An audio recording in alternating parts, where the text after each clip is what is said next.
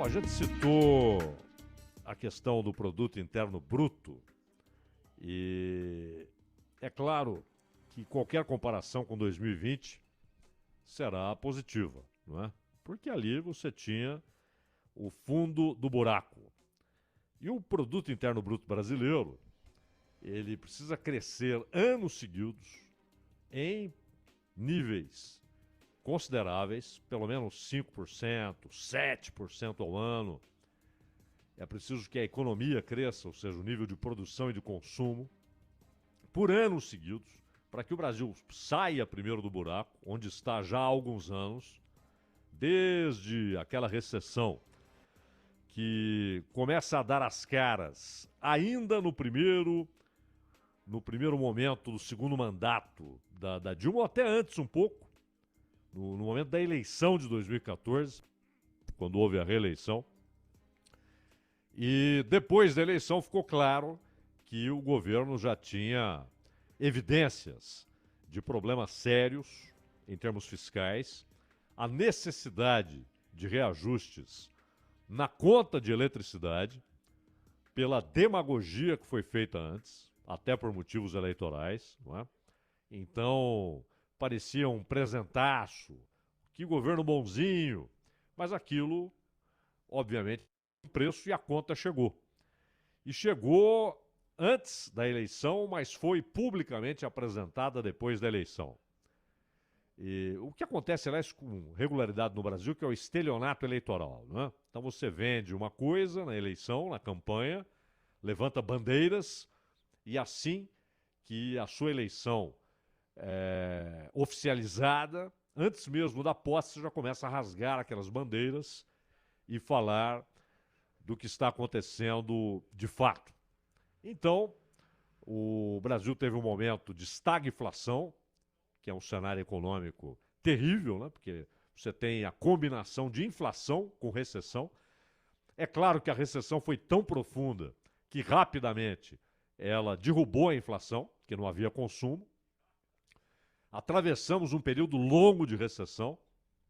E quando o país imaginava que já era hora de, ainda que devagarzinho, com números tímidos, mas começar a sair do buraco, veio a pandemia, que provoca de novo recessão, provoca um desabar do produto interno bruto e, de novo, essa atividade econômica baixa, um nível baixíssimo de consumo, renda média muito baixa, aliás, isso é histórico.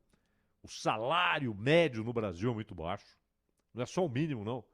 Que é baixo, inclusive, em relação a países vizinhos. A renda média no Brasil é baixíssima. Então, apesar desse cenário, a inflação volta a subir. Mesmo com o consumo baixo. Porque na situação clássica, o que você tem? Consumo sobe, a procura pelas mercadorias começa a superar a oferta e aí os preços sobem. Isso vale para qualquer mercadoria. Seja ouro, seja laranja, seja dinheiro. Porque o dinheiro, embora seja meio de troca, ele também chega ao mercado como mercadoria. Há oferta e procura. Como o câmbio atesta, não é? Quando há uma procura muito grande pelo dólar, o dólar se valoriza em relação ao real. Por quê? Porque a demanda cresceu. Então, qualquer mercadoria está sujeito a essa lei irrevogável, a lei da oferta e da procura.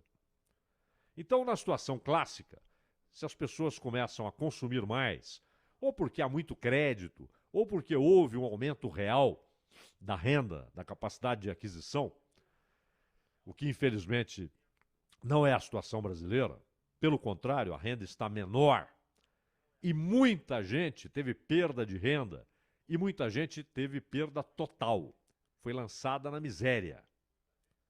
Então, é claro que o consumo foi achatado. Mas quando você tem a situação clássica, cresceu a procura, cresceu a demanda, e aí os preços subiram. Porque a oferta não atende à demanda, então você tem mais gente procurando mercadoria do que a quantidade de mercadoria a ser vendida, o preço sobe. Vira um leilão informal ali no mercado, no dia a dia. E, por outro lado, Se a oferta é muito superior à demanda, é porque há um quadro recessivo e os preços caem. Às vezes até, nem sempre, inflação baixíssima é um bom sinal. A Europa, por exemplo, fica preocupadíssima quando há uma situação de deflação, como aconteceu na Alemanha, aconteceu na Inglaterra, aconteceu na França, a deflação, na Áustria. A deflação, ou seja, os preços caíram de tal maneira e a demanda está tão achatada, tão acanhada, que é um sinal óbvio de que a economia não está crescendo. E aí a deflação passa a ser uma péssima notícia. Às vezes tão ruim quanto a inflação subindo, né? Tanto que na Alemanha chegaram àquela situação que parece surrealista de juros negativos, como no Japão. Juros negativos. Por quê? Para que o sujeito não tente viver de renda. Se ele tem algum capital, que ele consuma ou que ele use em atividade produtiva, que ele empregue gente, ou que ele compre coisas. E com isso, indiretamente, ele vai empregar gente, ele vai movimentar a economia. É um desestímulo à poupança. No Japão é muito difícil, porque a cultura da poupança, as pessoas tendem a poupar. Não é? O governo, às vezes, fica implorando para que consumam mais. Mesmo as atuais gerações, que consomem muito mais do que os japoneses dos anos 60, dos anos 50, do pós-guerra, mas mesmo eles consomem menos do que cidadãos de outros países que têm uma faixa de renda muito parecida. Não é? O japonês tende à poupança. E quando você tem um juro negativo, o sujeito coloca lá na Alemanha, por exemplo, ele deposita 1.000 euros.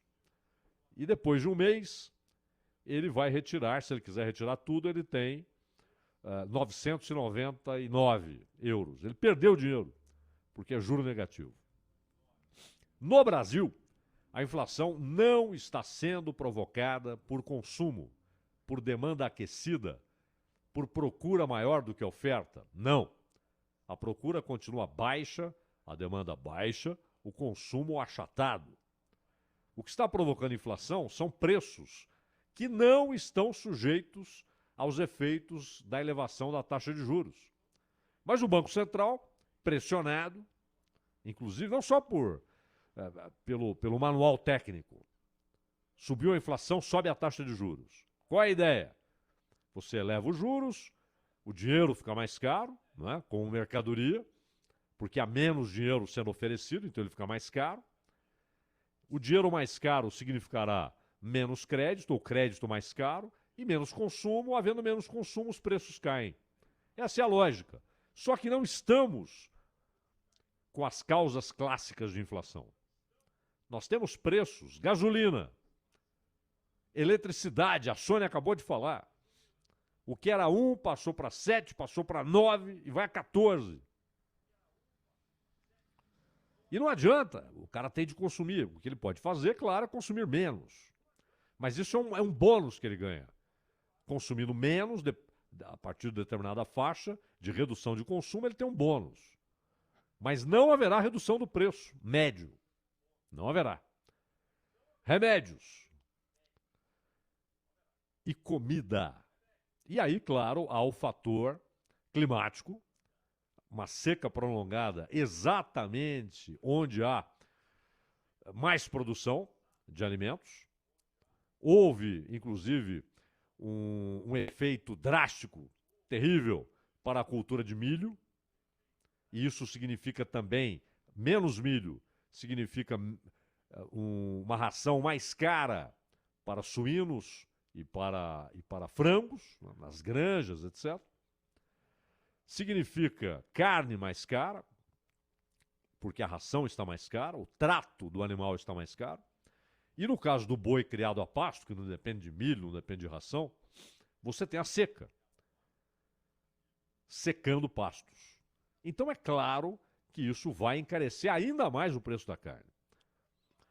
E há produtos que são inevitáveis. Ninguém compra remédio, a não ser algumas exceções, né? A pessoa que, por alguma razão, ela cria ali uma dependência de de autodiagnóstico e quer comprar remédio e tal. Mas as pessoas compram remédio a contragosto. Né? Ninguém tem o prazer de ir na farmácia comprar remédio. Compra porque precisa. Muitas vezes é vital. Muitas vezes o remédio é decisivo para a manutenção da saúde ou até da vida. Então, esses preços sobem e as pessoas não podem evitar o consumo. Ou então não consomem e estão sujeitas a terrível consequência de não consumir um negócio que pode ser vital. Eletricidade. Então você pode ter alguns que decidem viver como ermitões, à margem. Então o cara vai, quando muito, usar uma lamparina a óleo. Mas o grosso desses 213 milhões de brasileiros, a maioria absoluta, vai usar eletricidade mais cara ou mais barata. Vai economizar, vai tentar gastar menos, vai tentar, inclusive, chegar àquela faixa em que há o bônus, mas precisa consumir. Combustível, ainda mais num país que foi estruturado para o uso do combustível, para o uso de rodovias, para o uso de vias onde passam caminhões e carros.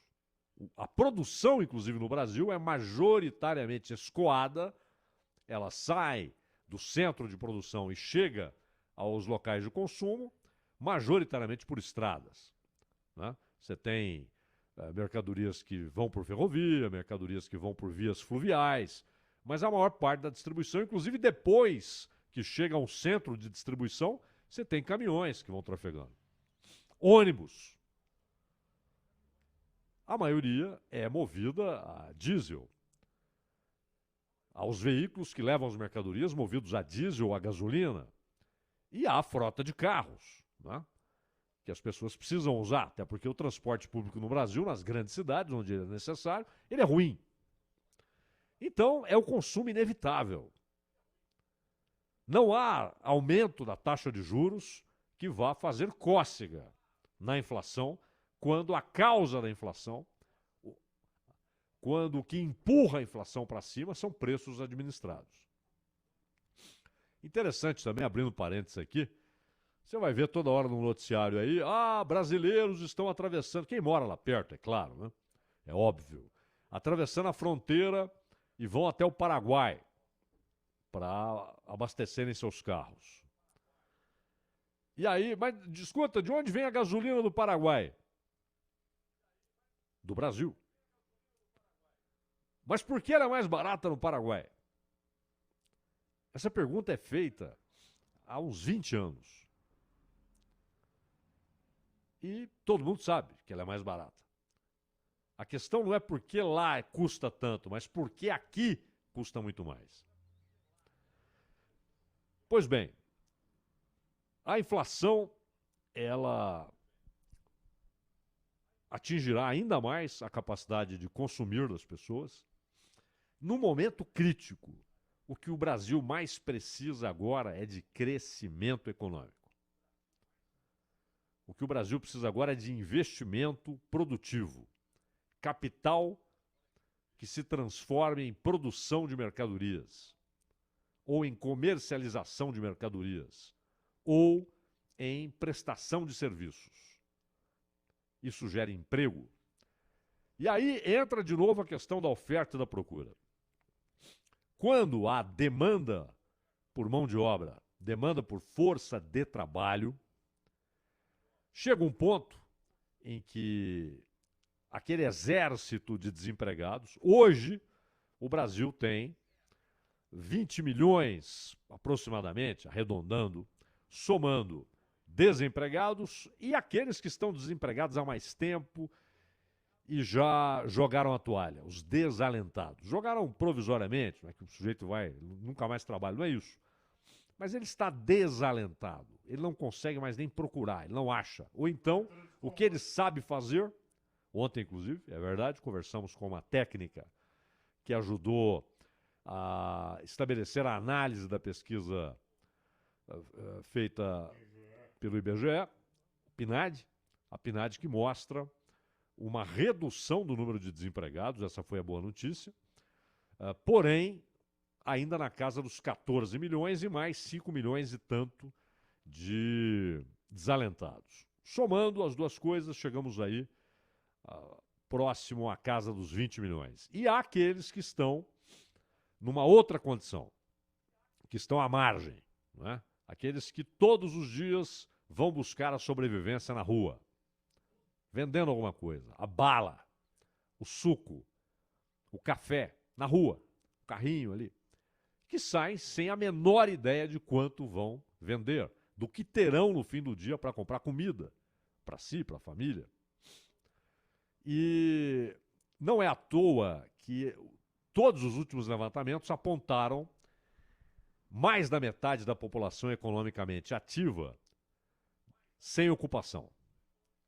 Então agora, quando temos sinais de que essa tendência pode ser modificada, de que mais vagas comecem a ser abertas, né, 600 mil vagas com carteira assinada, e precisamos de muito mais. Mas há um exército de desempregados, um exército de milhões. De milhões. E quando essa gente começa a ser absorvida, as empresas começam a contratar. Chega um ponto, principalmente no caso da mão de obra qualificada, assim chamada, a força de trabalho especializada, começa a haver disputa entre as empresas por aqueles trabalhadores. E aí, o que acontece? A proposta de salário, a oferta salarial aumenta, porque há uma disputa pela força de trabalho. Então as empresas começam a usar salários melhores, condições de trabalho melhores, para ganhar aquela força de trabalho, ganhar do seu concorrente. Porque começa a haver escassez, e já há. Em determinados setores já há, porque muita gente que trabalhava em certos setores, durante a pandemia, foi tentar a vida em outra coisa. E deu certo, e gostou. E não quer voltar agora para a ocupação anterior. Então começa, em alguns setores, a haver disputa por mão de obra especializada, por força de trabalho qualificada, com especialização nisso ou naquilo. E aí como é que é a disputa? Salário mais alto. Só que isso precisa acontecer não apenas em nível nacional, mas numa escala muito alta, para que haja aumento da renda. Mais gente ganhando melhores salários significará mais consumo. O comércio venderá mais. O comércio vendendo mais, ele vai empregar mais gente. Ele precisará de mais gente para atender. E ele vai demandar mais dos fornecedores. E os fornecedores também precisarão empregar mais gente. E a indústria, da mesma maneira, porque ela será mais demandada. E os serviços? O médico será mais procurado, o dentista será mais procurado, o psicólogo será mais procurado. O sujeito que corta cabelo será mais procurado. O restaurante será mais demandado, haverá mais clientes, ele vai empregar mais gente. Então, é fundamental que a roda gire. E ela está emperrada.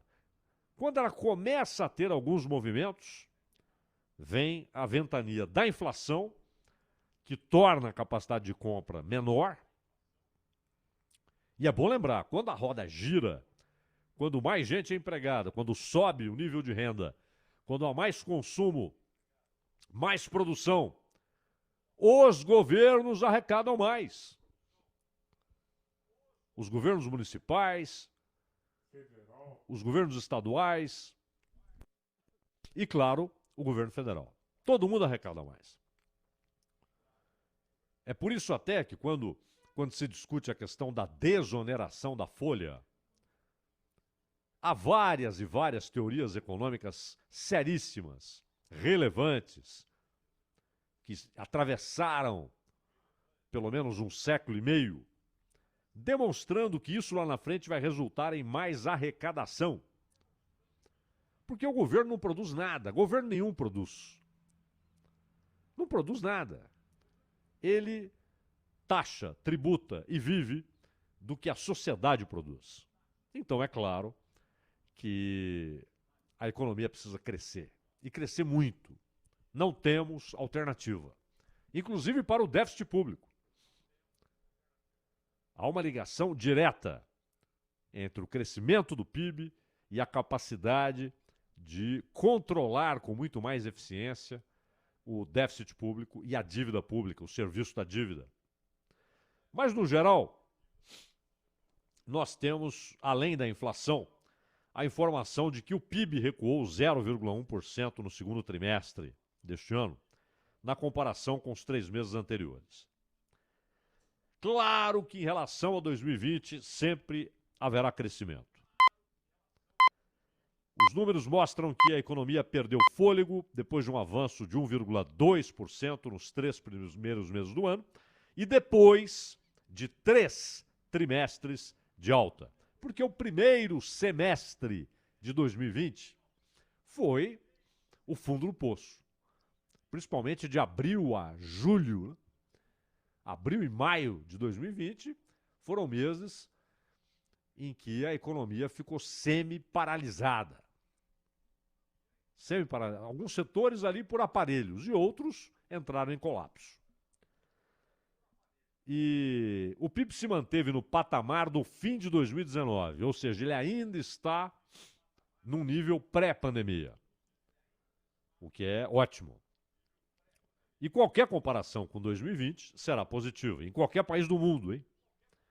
Na China, na Índia, nos Estados Unidos, na Noruega, na Eslovênia, no Brasil. Porque é uma recuperação inevitável. Mesmo com a pandemia persistindo, os problemas continuam, gente morrendo. Em alguns países, o susto com a volta do que parecia superado, de novo, internações em massa, mortes, etc. E aí, os riscos socioeconômicos, as consequências socioeconômicas disso. Mas não dá para a gente achar que 0,1, olha que absurdo. Não, é um número modestíssimo, né? Pode até haver uma correção e, de repente, não, nem houve um decréscimo. Na verdade, houve uma estagnação. A questão é que é preciso crescer. Se em vez de menos 0,1 fosse mais 0,1, o resultado continuaria ruim, muito ruim. É preciso crescimento contínuo. Numa comparação com o trimestre imediatamente anterior. Porque qualquer comparação com 2020 será positiva.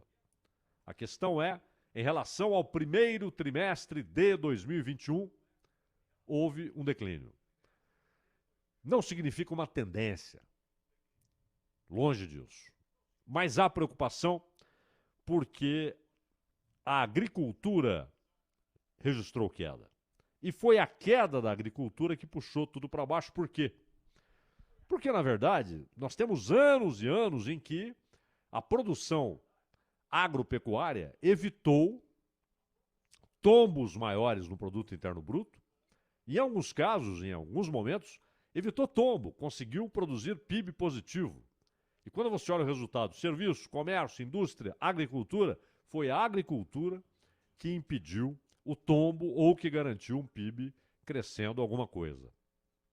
E quando ela sofre, e são vários fatores, a agricultura sofre, por exemplo, com o dólar muito alto. Não, mas agora, na casa de 5 alguma coisa, já nos acostumamos com o dólar na casa de 5 alguma coisa, e é uma cotação alta.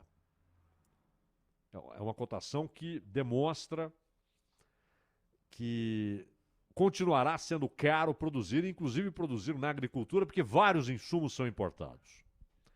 Há a contrapartida. O produto brasileiro fica mais competitivo. Por quê? Porque com a desvalorização do real, o produto brasileiro chega mais barato na disputa selvagem no mercado internacional.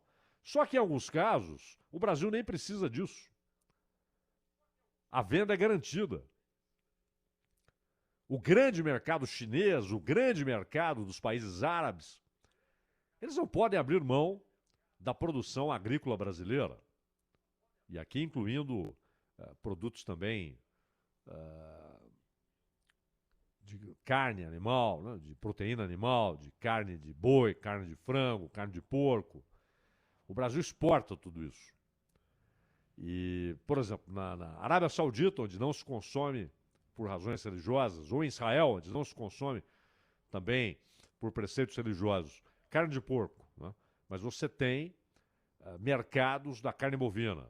A China importa carne suína, ainda mais depois que ela teve aquela peste que matou 300 milhões de porcos. Então, ela diminuiu a importação de soja e milho, porque ela tinha menos animais para que fossem alimentados, mas aumentou a compra de carne suína do Brasil e de carne de frango. E nenhum país tem um consumo, claro, né? O consumo não apenas em termos absolutos, com a população de 1 bilhão e 400 milhões, mas o consumo per capita de carne suína é elevadíssimo. Consumo per capita. Então, quando a agricultura sente o baque, quando ela é afetada pelo clima, que está levando a uma redução na produção de milho e, obviamente, ao encarecimento do preço do produto para o mercado interno e para o mercado externo. E isso encarece também a carne, né? E há o problema direto afetando o boi no pasto, aquele que não come ração, come capim, mas o capim está seco. Em grande parte dos setores, das regiões onde há produção forte de carne bovina, onde há cria, recria, engorda. Então começa a escassez de água e começa a escassez de pasto. E o resultado, claro, primeiro é um movimento para vender rápido, e aí você tem até um conforto para ter um preço melhor, mas na sequência começa a faltar. E quando começa a faltar, é óbvio, o preço sobe. Mas o fundamental é que a economia brasileira receba investimentos, que tenha crescimento, que aumente o nível do salário médio. O salário médio no Brasil é baixíssimo e é preciso fazer essa roda girar. Mais consumo, mas o consumo depende de mais renda. E a elevação da renda depende também de salários melhores, de uma média salarial melhor. Isso só vai acontecer se houver disputa pela força de trabalho.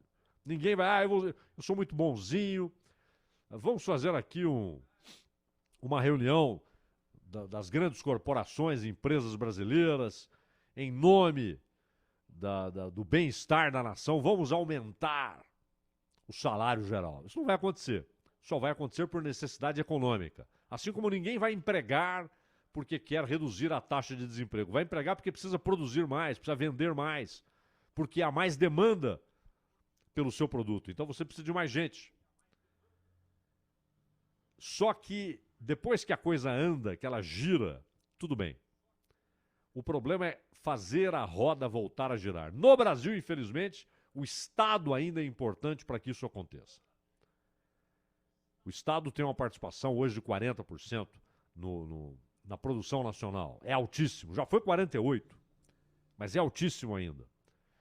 E o Estado pode fazer isso como? Com investimentos em infraestrutura. Não tem dinheiro para isso. Com parcerias com o setor privado. Mas ele precisa dar o pontapé inicial para que haja parcerias e para que o setor privado coloque capital na infraestrutura. E não falta serviço a ser feito, hein? Num país que você tem carência de água tratada para a população, para grande parte da população, falta de esgoto, de saneamento básico para grande parte da população, há muito a ser feito. Isso pode ser um pontapé inicial. É o que lá no riquíssimo país do Joe Biden foi feito. Não porque o Biden é bonzinho. O Trump também já havia feito movimentos nessa direção. O Japão faz isso. Vamos investir em infraestrutura porque dá emprego, movimenta uma série de empresas que também vão empregar. Então você tem empregos diretos e indiretos. Isso provocará elevação da renda e mais consumo. É preciso fazer essa roda girar porque o vento contrário é forte. Danilo.